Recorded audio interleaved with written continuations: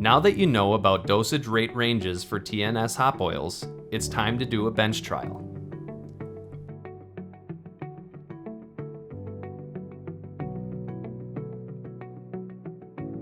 For us, our recommendation to get yourself started, if you're not sure about your dose rate and what sort of range you should be looking to add, then with a small just pipetta, having a range of glasses, either half pint or full pint, it's completely up to you, is just then adding 1 drop to 1 glass, 2 drops to a second, 3 drops to a third. That will give you an idea of whether it's a low range, a medium range, or a high range you're looking to add to.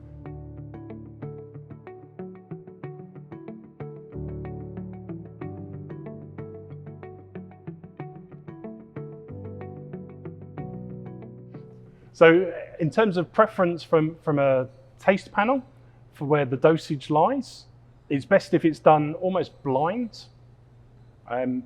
Let the panel assess those as a trueness to the characteristics that they're looking for, and a score will help guide where that dose rate really lies. And again, it may take 2 or 3 different iterations and dosings just to get the exact dose rate that you're looking for. So other forms of equipment we'd recommend using is an array of glasses. Make sure you've got your hop inspiration product of choice. So the type of micropipette we'd suggest using would be between 5 and 200 microliter. This will give you the best range of additions for small glass or 12-ounce bottles. So for collecting beer from the process stream, we'd recommend collecting it from as near a point as you're looking to add. So if it's from the bright beer tank, get some bright beer. That can be collected into a jug, a pitcher. That can then be divided between glasses.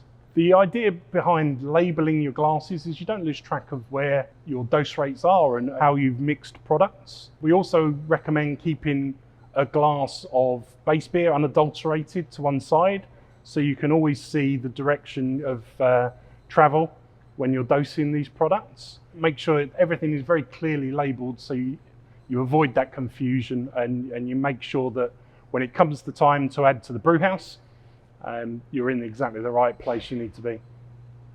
For 10 mils per hectolitre dose, on a small scale, for every 100 mils of beer you're dosing into, that would equate to 10 microliters of our products, the hop inspiration products, to add to. So if it was 30 grams per hectolitre you're looking to get to, then 30 microliters would be perfect in every 100 mils of beer.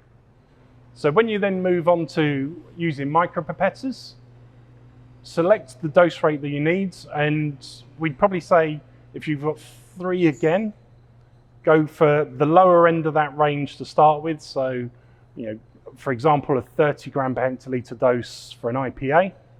The second one, adjust that to a 40, and then third glass there at 50 grams per hectolitre. Add those under the surface of the beer, give the beer a good swirl to ensure the mixing. You'll see the product start to dissolve anyway. Once they're dissolved, just set them aside for a couple of minutes, let everything settle down, and then you can go on to reference and check. So start with the low dose and work your way up. If you need to pivot and adjust after that, then just repeat that process. So number of samples is critical. You don't want to overstimulate your sensory. So a maximum of about 6 tastings before you give yourself a little bit of a break is really optimal. Any more than that, you'll start to fatigue. So in terms of getting the characteristic that you need when you're dosing these products, the complexity of the base beer itself will start to determine the dose rates that you'll be actually looking for. So if it's very light in character, you will need lower dose rates really to achieve a good sensory experience.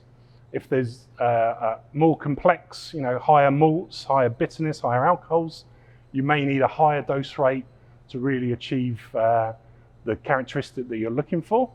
If it doesn't quite match and you feel you've gone high, but it's still not quite there, just a little touch more may well help. But also it's critical to understand sometimes, especially if you're looking for the fruity flavors, the more kind of come from biotransformations, you're not going to see that very quickly on a benchtop test. You will need to probably do a small scale brewing trial just to make sure that those characteristics are correct. In terms of any other things I'd suggest, when you come to running these trials and dosing trials, if you ever get stuck, we're here to help. There's always advice, so contact your local BSG representative and they'll be more than happy to guide you in the right direction.